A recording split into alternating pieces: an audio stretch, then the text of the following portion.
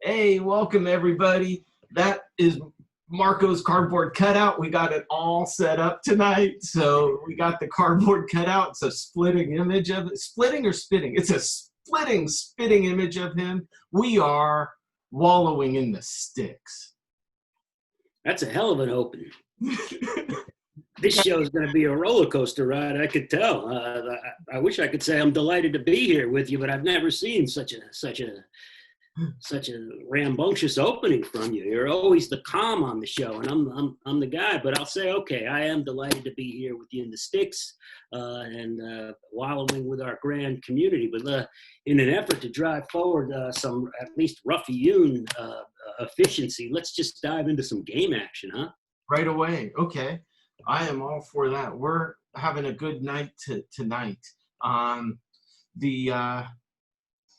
The Houston play came in pretty easily anytime you give people a plus 170 or above, that play better come in pretty smoothly.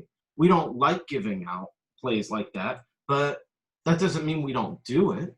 And occasionally in Major League Baseball, there's so much weight and velocity or viscosity. I don't know which is the right word, but they're both the right word. What do you mean? Well, we're about to find out on the starting pitcher. And so sometimes in baseball, you do have to pay a fee to be on the right side when that's just the right capping. So that was a win. And we also got a win with what was Minnesota in 5. What's that? Minnesota in 5. We had to get at least one run. One run more than that. Yeah. So that first 5 came in, I think it was 10 or 11-0 at the end of the first 5. And that game, the capping was absolutely, Minnesota's bats are going to come to life, but we didn't want to play on the bullpen, and we got a cheaper. Both of those were smooth as silk. Right. Let me interrupt you because I want to go into something that relates to this smoothness of those two plays. Yeah. Soto hit a home run, 466 feet. He bested his best of 431 that he hit just the other day. And he said, when I hit something like that in the sweet spot, I don't even feel it. I look up and it's gone.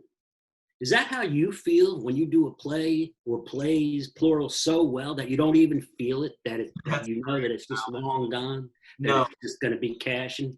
Every play feels like you're not wearing batting gloves in the dead of winter and you've hit it off the lower part of the bat handle and you're just stinging your hands. Every fucking play is misery, is horrendous, is panic. And the only way to manage that is to just put everything in the perspective of the world. And you got to fight through the hand-wringing. No, the only time I can relate to that feeling, because I've played some baseball in my time, and you know that feeling when you hit it. But no handicap feels that way, even on a game you nail. And so we are 2-0, but we've got this Padre-Dodger game now in the bottom of the 5th, which we're getting half a run on the Padres. And so it's 0-0. The Padres about hit them 3-2. We've absolutely handicapped that game perfectly, but that game has been jinxed. So the Dodgers will get a run here in the 5th and beat us. But that's all part of handicapping. It's all. Let me guess. Let's see if the audience can guess. Since we're doing this live on tape, anyone feel free to call in. But let's see if the audience can guess who jinxed that, because someone that's overwhelmed, someone that's taken a trip, someone that had to mow the lawn again, someone that had to clean an entire house because he's ashamed to come to a house that's not perfectly clean when he goes on vacation for 3 or 4 days. That someone would be me. It's also the guy that asked him if he feels like he hit a 466 home run when his plays come in and they're perfectly analyzed. I think you might have missed my question on that. I say when you see them coming in and you remember and it's all written down, because if the VIPs write in picks for sticks, they will get on our list and they'll see how you handicap them. I'm not saying at the moment of handicapping. I'm not saying in the midst of the game. I'm saying when they come in and it's exactly how you have written word to word. Does that feel like Soto hitting a 466-foot home run? That's what I asked. Yeah, no, I understand. No, okay. Well, I'm the guy that jinxed him, obviously. Yeah. I'm also the guy that speaks like a 3-year-old sometimes when, oh yeah, Minnesota won because they had more and by the 5th. But it's No, I mean, I understand it. I understand the lingo. I'm not as hip as Michael. I don't do it. When I met Michael many years ago, we were working as a lawyer on a big oil case. You can't talk much. I can't say much about the case, but it was a big oil case, and we worked together. And Michael, even while working and running the project, was betting on baseball the whole time. And I saw him, and I didn't even know him, and it was a thing of admiration.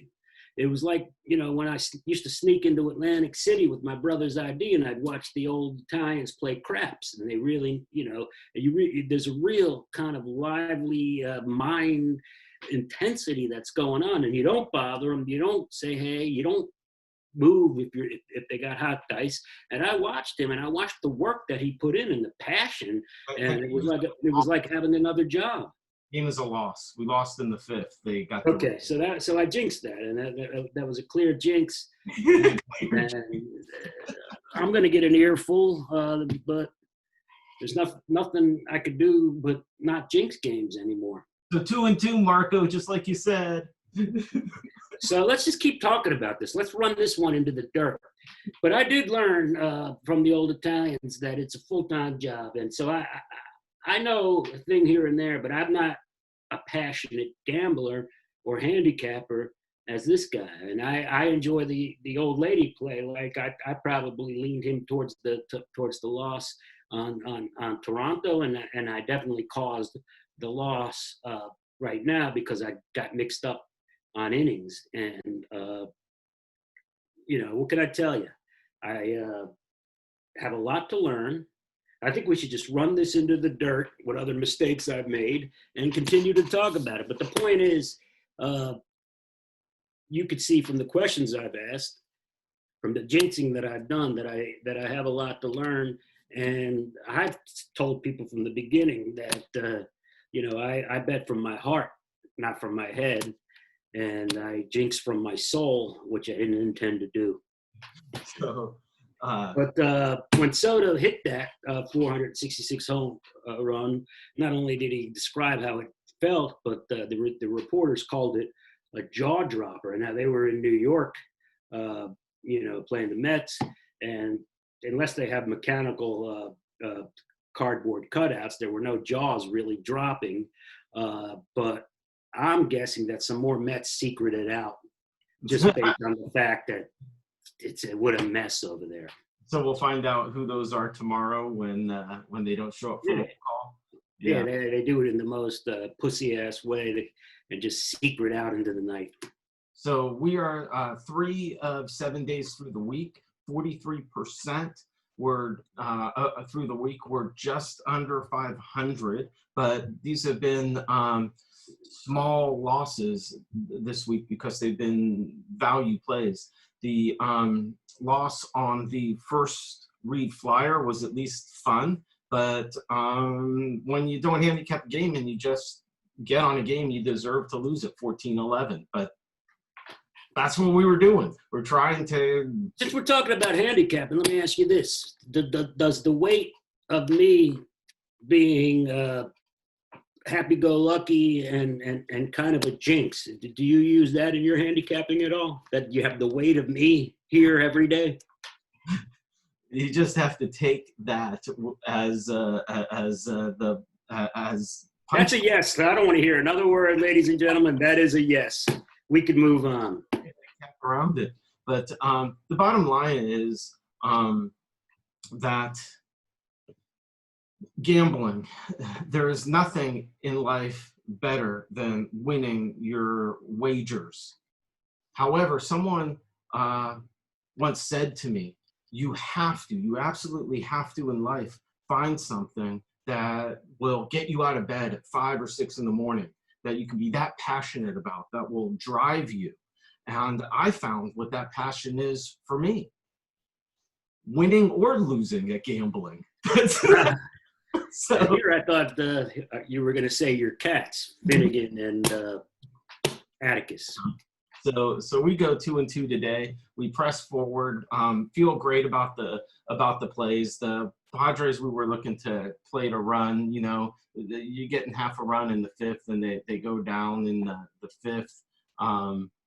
Since I'm running everything into the dirt, I just want to point out about the Soto 466, and I don't know who it was because there's no fans in the stadium, but I heard someone distinctly say, "Man, he hit that one out of the funnel."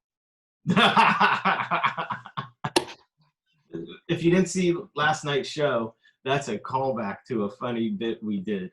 But tonight, I was having dinner with the folks, and Nice. you know, they got a big delivery when I was there. And what was this delivery? Mom is so excited. She opens up the thing because she knows what it is. It's a delivery of these frozen cookies from David's Cookies. Have you heard of them?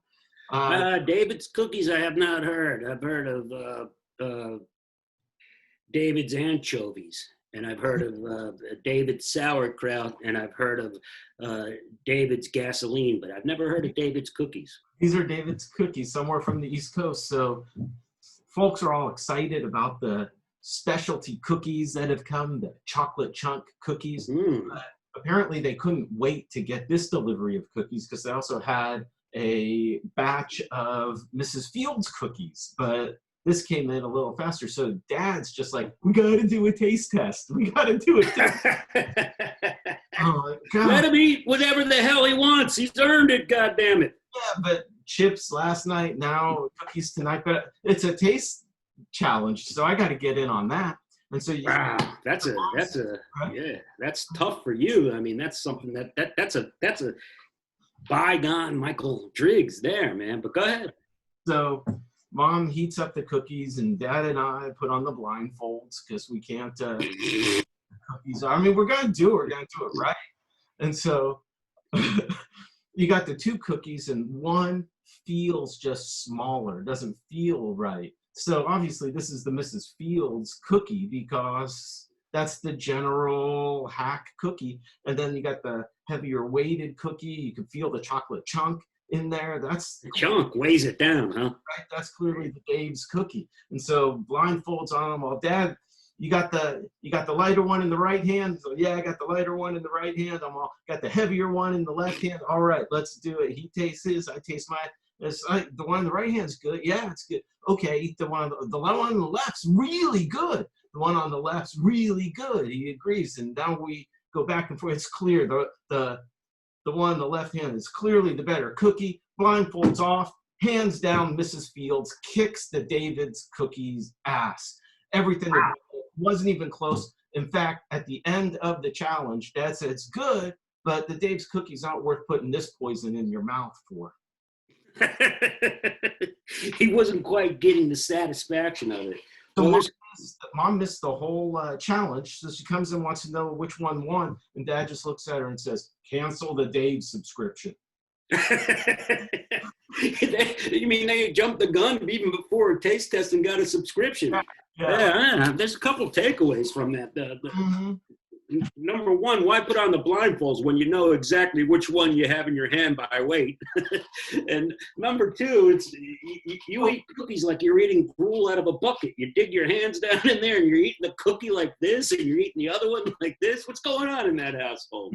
You take the cookie, you have a bite. But anyway, that's a great story, and neither one of them is going to keep you from keeping that physique of yours and you know, looking like a man who could be connected. So, I know you're going to Vegas soon. So, but anyway, I probably would have eaten both of them, and I probably would have eaten plenty, which I would not have been happy about. Well, there are also donuts, so you had to ration the cookies. Wow, how come I'm not coming over to dinner? Damn it! Right. So who doesn't like a donut after a brisket? I know. So tell us about this scarf I'm hearing about. Oh yeah, so we got the COVID corner today, and it's a good segue from the blindfolds, because I wonder if if you decided you needed to have a scarf real quick, you could just take those blindfolds and use as a scarf. But the thing is, people are using scarves. A lot of people have boxes and boxes of disposable. They look for deals here. You get the good ones from the Bellagio. I use a silk-like scarf that's one of my mom's scarves, like from 1960. I just like the weight of it, and I like the look of it when I put it on. But even if you're using the regular ones, you got to wash them, or throw them out. There's a lot of pile up. There's a lot of things happening. So here's what I learned in the COVID corner. The Corona-19 does not like to live in extreme heat. It's not this magic 90, 95 degree summer heat that says, hey, everybody, let's go to the pool in Vegas. It's 100 degrees. Corona can't survive. I'm talking about 200, 300 degrees. And I took a measurement of my dryer on high heat, and I noticed that it's enough to kill Corona. It's enough to kill anything. So because I don't always have time to wash them, because of, I want to kill the Corona after coming to a store, after whatever, I have to take it out of the dryer. Hold on. It's done. Let me show you. Right out. Fresh. Right out of the dryer. 1960 style. Something that you might even see Marilyn Monroe wear. I'm not sure if I'm tying it right, but I think I tie it too well almost to make me look maybe a little effete, or maybe a bit of a dandy. So this comes out of the, nice and warm, snuggly. I know there's no Corona on this at all. So do you have any questions so far? Is it easier to untie a bra or to tie a scarf? That's what I want to know. I don't know. I think this is a little bit easier. I've never had luck with the bra, I find myself, I don't want to get into the machinations, but I have an incredible coordination as far as eye-hand coordination. I was a vacuum at second base, but my fine motor skills are weirdly not very good. So this comes fresh out of the dryer. It's completely COVID-free. I don't have to wash it. It's delicate. If you have something that's a reusable, if you have something that's stylish, the dryer. So it doesn't shrink it at all in that temperature? It would probably shrink it more so if I put it in the wash, but put it in the wash. We'll find out soon, because it's kind of a new thing for me. I was getting tired of those dirty ones, and I was getting tired of looking like everybody else, and so I wanted to add a little camp, a little style, and I love it. And who doesn't want to look like Charles Nelson Riley from time to time? That's the COVID corner. High heat will kill the Corona. So I got another spam text today from one of these services. Listen to this guy screaming at me again. You do not need to lose today! ! And then he says, you know who is moving the lines? We are.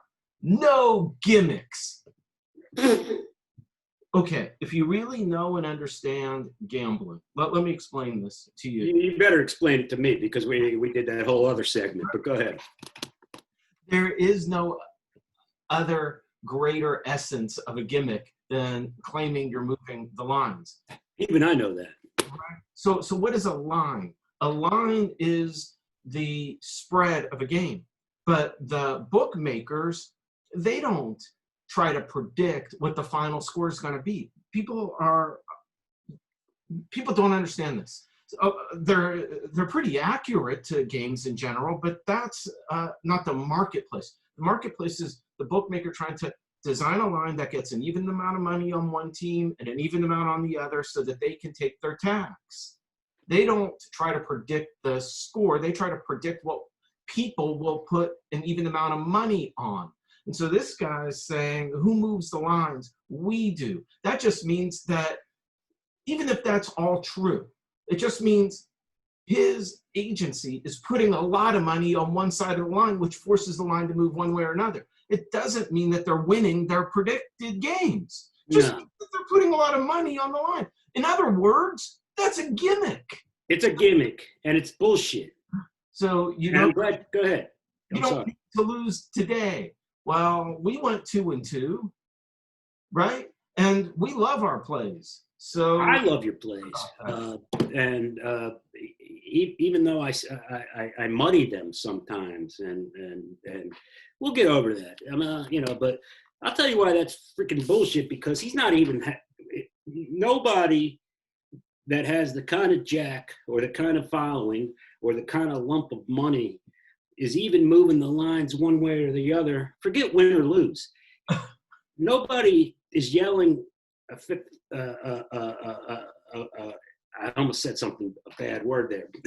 Nobody is screaming out a silly little, cliche little, bland little, garbage spam to you or to me or to any average Joe, even though our plays, we go full units and more, and we're putting real money out. Anyone who's moving the line is dealing either with the underworld, or they're dealing with movie stars, or they're dealing with hedge fund managers with hundreds and hundreds and hundreds, if not millions of dollars in play. This guy doesn't need, even at you doing real plays, this guy doesn't need your $500. I mean, if he's moving the line with hundreds of millions of dollars, the guy in the underworld, the real guy with the weight, the guy who would never send a spam and probably doesn't even have a webpage, probably just has a hotline and a black book. Right. He doesn't want your 500. The guy that wants your $500 has no weight. Right. So not only is he scamming as far as winning or losing, but he's scamming that he has the weight, or she's scamming that she has the weight to move the line with money. Because if he's working with a pot of, I'd even say $600 or $700, I'd be surprised. Right, exactly.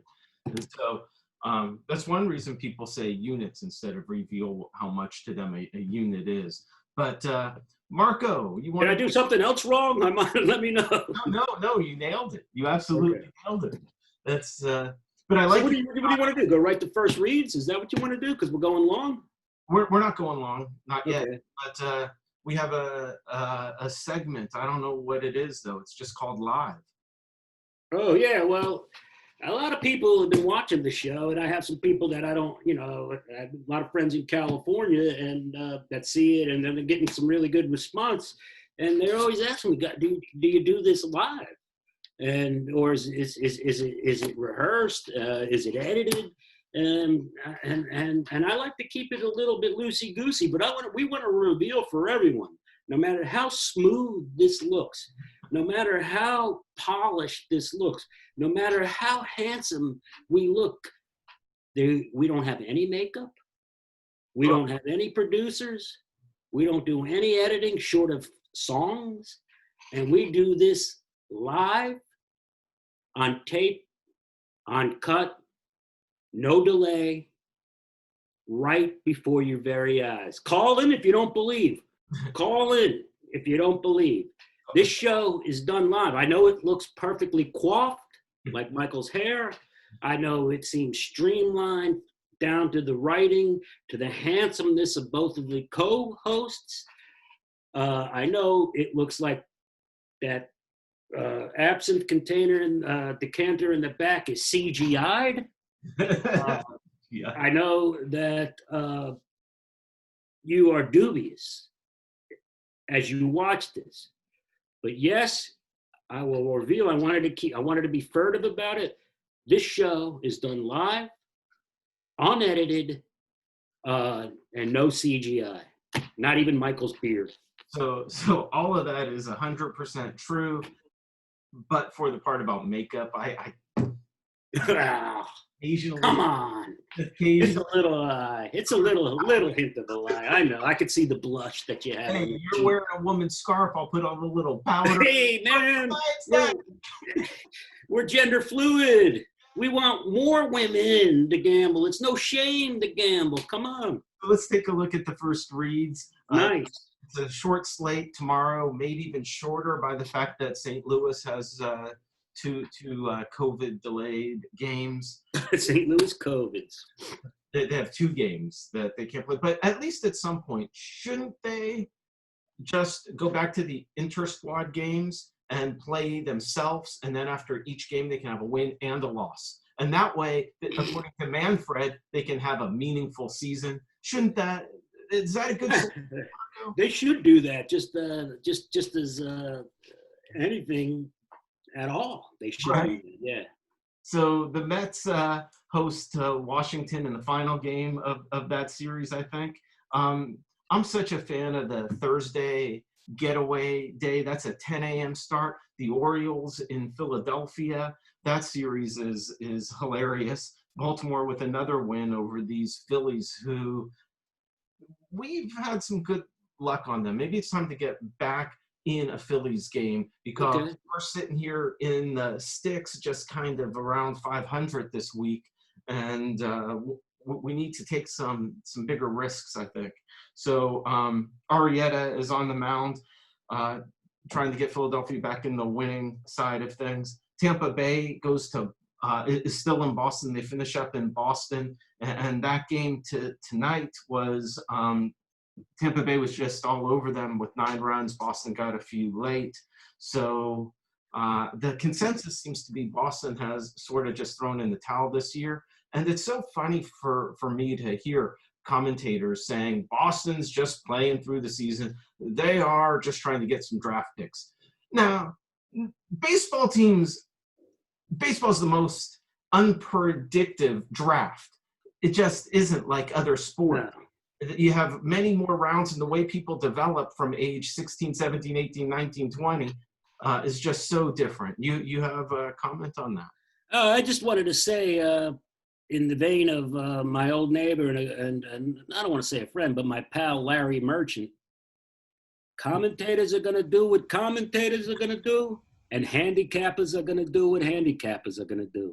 That's right. And Boston is going to do whatever the hell it is they're doing, and maybe we'll get a read on that tomorrow. Glasnow against Hart, and Hart, 27-year-old lefty, is a former 19th round draft pick. So there you go. So who's trying to get picks, right? They're trying to get one. They're trying to get an earlier draft in the 19th round. Come on, it's just nonsense. Pittsburgh against Cincinnati.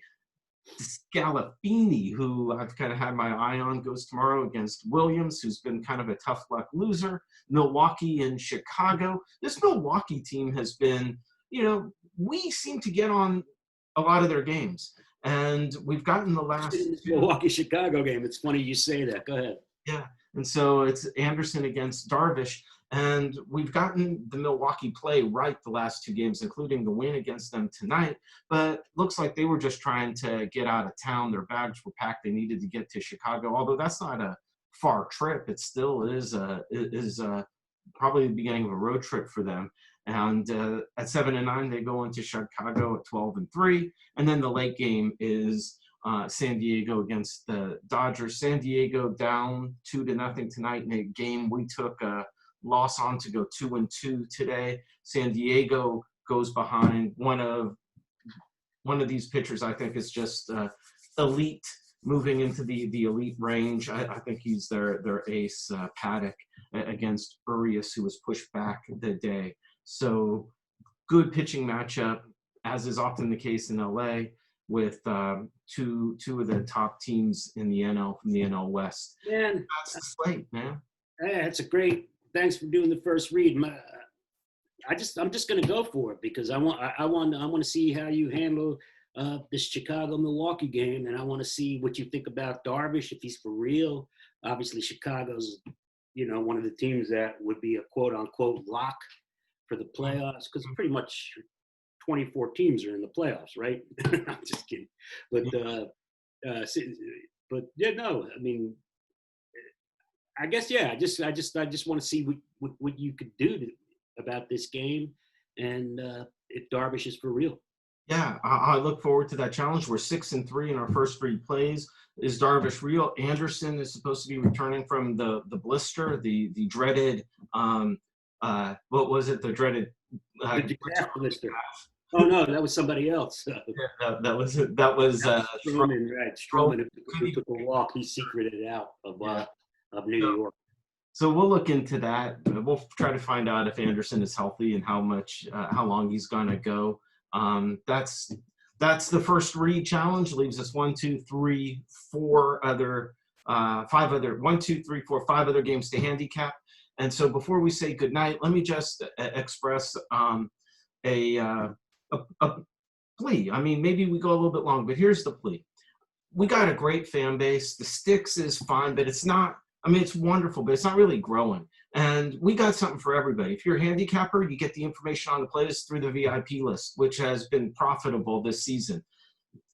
So if you're a handicapper, spread the word. If you are just somebody who enjoys comedy, come on, we're doing the funniest bits every night. I did a cookie bit. Marco is doing all sorts of stuff. He did a scarf bit tonight. We did a cardboard cutout bit. You don't even have to follow baseball to find the humor and entertainment in our variety show. So if you're into comedy, if you're into handicapping, just like baseball, even if you don't like baseball, we're pretty likable ourselves. So we got stuff for everybody. Prizes, we got good feedback on the last prize. So the Sticks is not like the Amazon rainforest. It's not disappearing. It's going to be growing. So maybe we can do something to entice some sort of original key holder people or something. But we want to grow. We want to grow, and we want our views to go up a little bit. Because, Marco, I'm having a fun time of my life working with you. And yeah, I'm enjoying it too. And I don't have anything to add to that. Picks, the number 4. Sticks, get the word out, tell people to send in so they can get on the list, and they can make some money, they can have some fun. I have nothing to add. That was perfectly said. I want to say good night, and I'll see you tomorrow. And no Blue Jays song to end us tonight. No, we don't get these Jays. No. Adios, my friend. We'll see you tomorrow night. See you tomorrow night, bud.